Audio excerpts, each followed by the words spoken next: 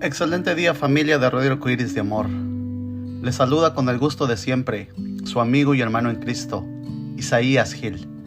Sean todos bienvenidos una vez más a nuestro tiempo de devocional diario, uno más entre las llamas. La reflexión del día de hoy lleva por título ¿Por qué tienen miedo, hombres de poca fe? Y lo estaremos tomando del Evangelio de Mateo, capítulo 8, de los versículos 23 al 27. Leemos: Y entrando él en la barca, sus discípulos le siguieron. Y he aquí que se levantó en el mar una tempestad tan grande que las olas cubrían la barca, pero él dormía. Y vinieron sus discípulos y les despertaron diciendo: Señor, sálvanos que perecemos. Él les dijo: ¿Por qué teméis, hombres de poca fe? Entonces, levantándose, reprendió a los vientos y al mar, y se hizo grande bonanza. Y los hombres se maravillaron diciendo: ¿Qué hombre es este, que aun los vientos y el mar le obedecen? Fin de la cita. ¿Se puede tener miedo estando Jesús presente? Es una pregunta.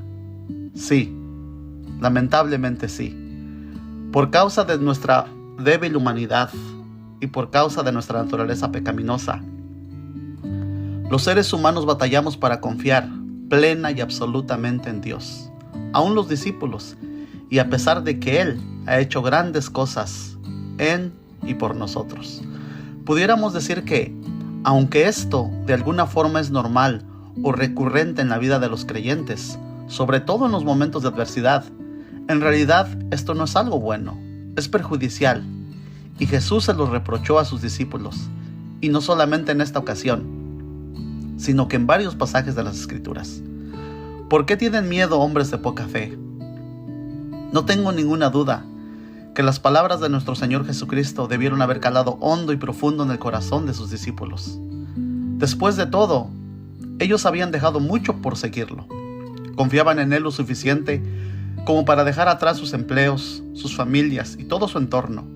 Habían visto sus milagros y confiaban en sus enseñanzas. Pero Jesús tenía razón. Él sabía que aún tenían poca fe y necesitaban crecer en este aspecto. Probablemente uno de los milagros más memorables de la Biblia fue cuando Jesús caminó sobre el agua. Era de noche y los discípulos navegaban por el mar de Galilea en un bote sacudido por las olas. De pronto creyeron ver algo o a alguien caminando sobre el agua.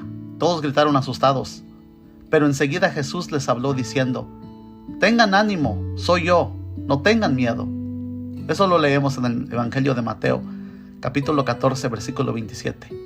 Luego Pedro dijo algo que a mí jamás se me hubiera ocurrido decir: Señor, si eres tú, manda que yo vaya a ti sobre las aguas.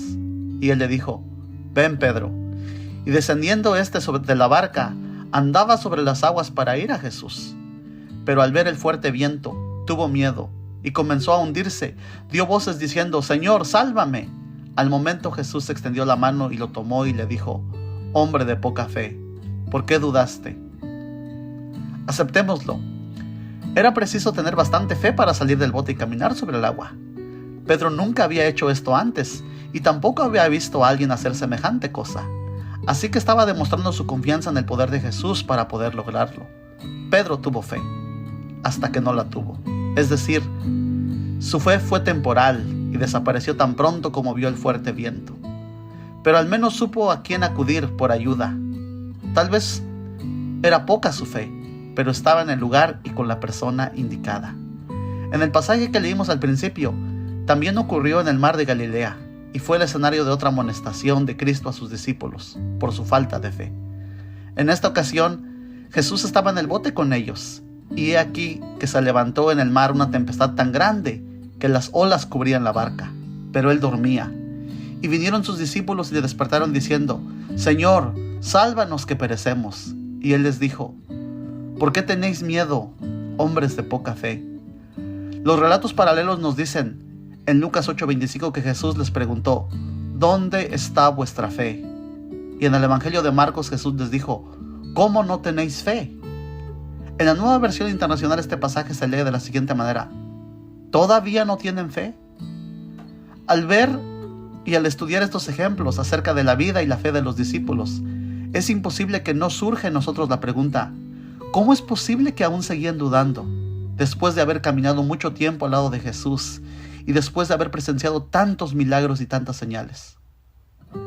Pero si somos honestos, a los discípulos del día de hoy también nos cuesta tener fe, al menos al grado y en la forma que Jesús espera que la tengamos.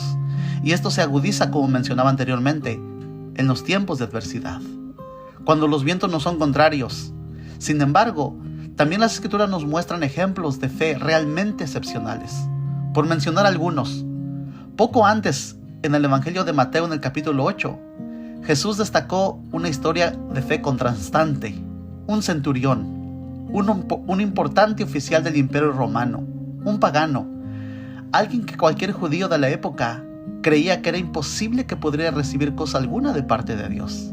Sin embargo, este hombre se acerca a Jesús con fe y le pidió que sanara a su sirviente. El Señor le dijo: por supuesto, voy a ir a tu casa.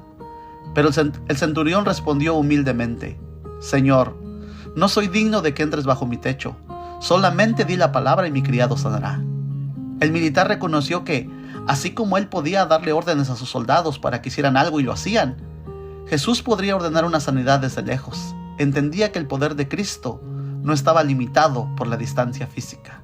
Al oírlo, Jesús se maravilló y dijo a los que lo seguían: de cierto os digo que ni aún en Israel he hallado tanta fe. ¿Y qué decir de la mujer cananea de Mateo 15? Aquella mujer gentil que no era parte de la nación de Israel y que por siguiente no tenía acceso a Dios. Sin embargo, ella nos da un ejemplo de fe verdadera, fe genuina, fe que busca y demanda al Señor.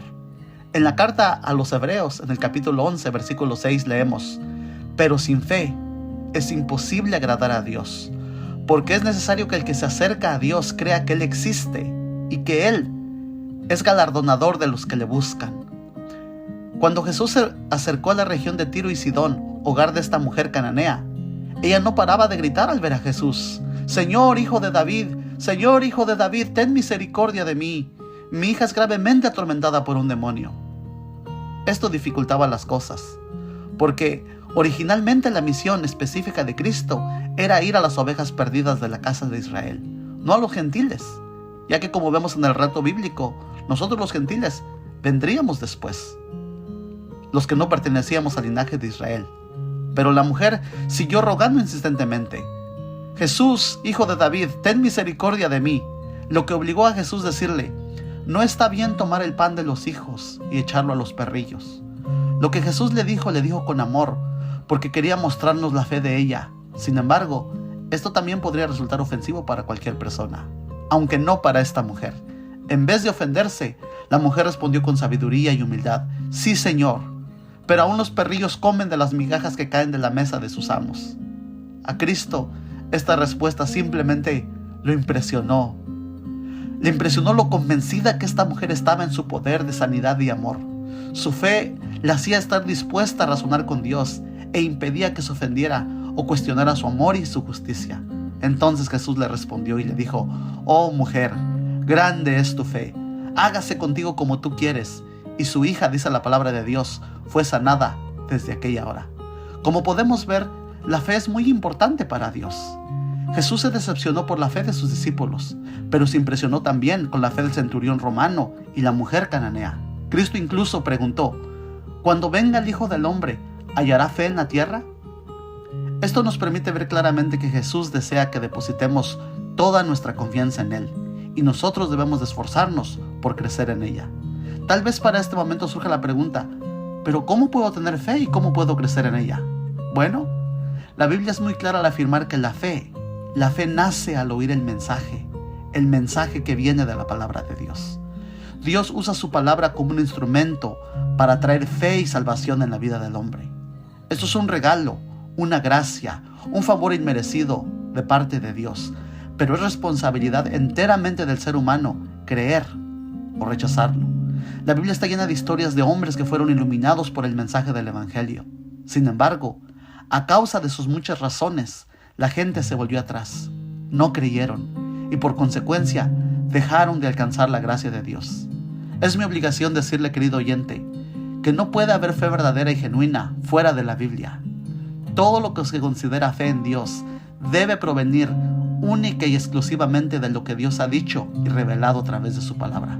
Cualquier otra cosa que los hombres pensemos, creamos y aún hagamos, aparte de la fuente que Dios mismo nos ha dado, es depositar nuestra confianza y esperanza en el aire, en la nada, ya que el Dios de la Biblia jamás, en ningún momento y en ningún sentido está obligado a respaldar o a hacer cosas que Él jamás mandó o prometió. Dios nos dejó su santa palabra para conocerle, para que sepamos cómo es Él, cómo piensa, cuál es su voluntad, cuáles son sus ordenanzas y qué espera y demanda de nosotros. Es precisamente a través del Evangelio que los seres humanos somos atraídos hacia Él por medio de su Espíritu Santo. Es a través de la meditación de las enseñanzas de Cristo, en su amor, en su misericordia y en su poder, que el hombre caído es movido a depositar su confianza y esperanza en el Salvador. Y aunque es Dios quien da el primer paso, el fundamental, también es cierto que Él espera una respuesta de nuestra parte. ¿Qué hará usted, estimado oyente que me escucha? Y ya para concluir, lo último que quiero resaltar y poner de relieve en esta historia es el poder del Salvador, el control que Jesús tenía y tiene sobre las fuerzas del mal que amenazaba la vida de los discípulos y sobre su poder, sobre la fuerza de la naturaleza, sobre todo lo creado, visible y invisible, es simplemente indescriptible. Cristo apareció como el Señor de la naturaleza, el Señor de toda la creación, que es capaz de serenar el rugido impetuoso de los mares y el estruendo de sus olas, capaz de serenar, de tranquilizar las olas embravecidas y reducir el temporal a una suave brisa. Esto es simplemente maravilloso y alentador. Gloria a Dios. Bendito Dios que estás en el cielo. Te doy gracias primeramente por el regalo de la vida. Gracias porque hasta el día de hoy a ti te ha placido permitirnos disfrutar, Señor, de esta tu creación material y todo lo que en ella hay. Y muchas gracias por tu palabra, por el testimonio que nos has dejado acerca de ti, Señor. Gracias porque a través de ella te podemos llegar a conocer y también a través de ella podemos llegar a conocer el plan, el propósito por el cual nos creaste. Muchas gracias por abrir los ojos de nuestro entendimiento y hacernos conocer y entender tu verdad. Te ruego, Señor, por aquellos que aún no conocen esta verdad y que puedas usar medios como este para alcanzarlos, para tu gloria y para tu honra. En el nombre de Jesús. Amén. Muchas gracias, estimados oyentes, por sintonizarnos. Y si el Señor nos lo permite, nos estaremos reencontrando próximamente en su tiempo de devocional, uno más entre las llamas. Dios les bendiga.